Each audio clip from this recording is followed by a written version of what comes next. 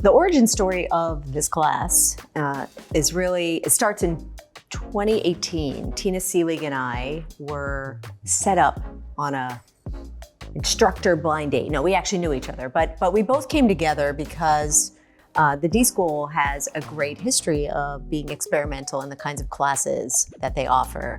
Jennifer Cochran, who's the chair of the bioengineering department at the time, and I think knew Tina very well, found the course and what you and Tina had put together to be incredible. And so, she was like, you should talk to Drew.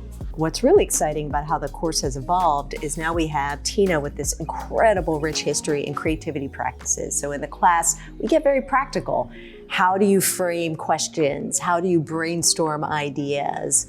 How do you think about challenging assumptions to really— How do you tell stories? How do you tell stories? Yeah. To really unlearn, I think, a lot of what the students come into it, which is there is a single right answer.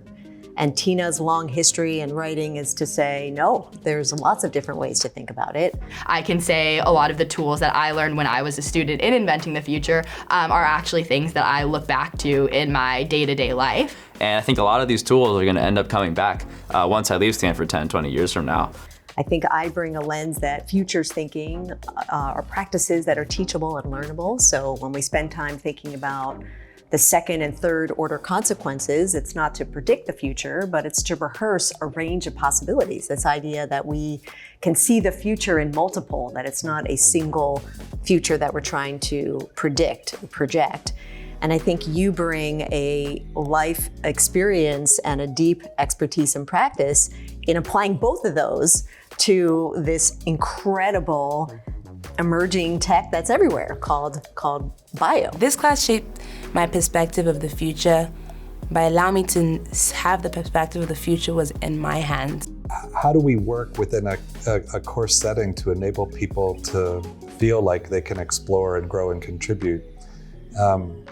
Just a moment ago, you were talking about how to describe the course. The word I think of oftentimes is transform, like a learner within our course, and we ourselves as learners with the students will enter into the course as a place or space in space-time, and then afterwards you leave, and how are you different? Like what is and so how does one create a space within which somebody can transform themselves through learning, through practice, through experience?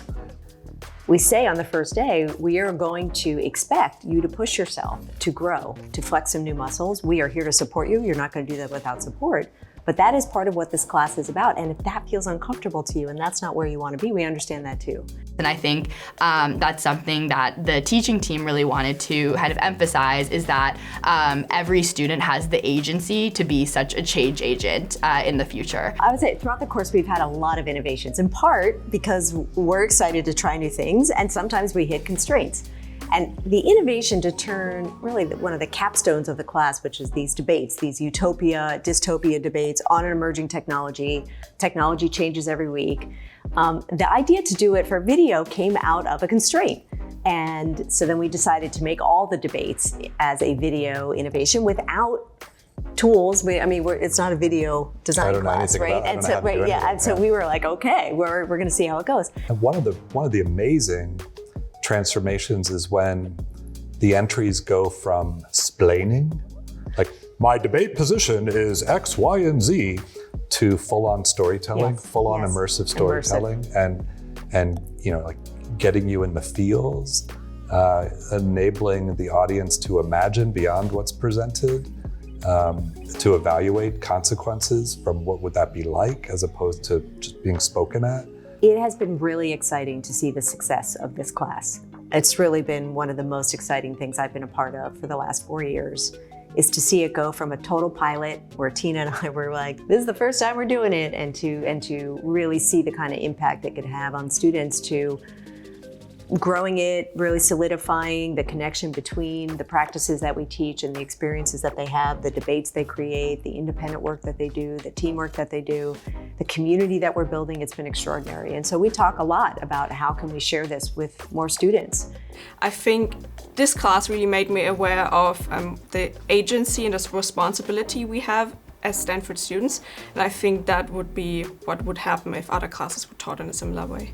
Building something that will positively impact the future is something that I walked away with from the course. I fundamentally believe we can't expect people to be experts at things they've never had a chance to practice. And the time to practice skills thinking about the future is not in the middle of a crisis. It's just not. There is no shortage of need to think more productively, expansively, flexibly, inclusively about the future.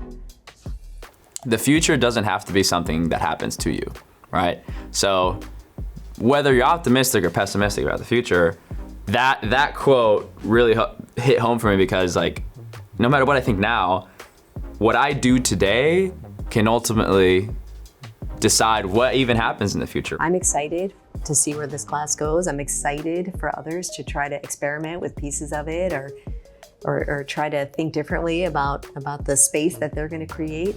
We need it. I believe we have a pretty bright future ahead of us, as long as we really consider also what not only can but should be developed in the future.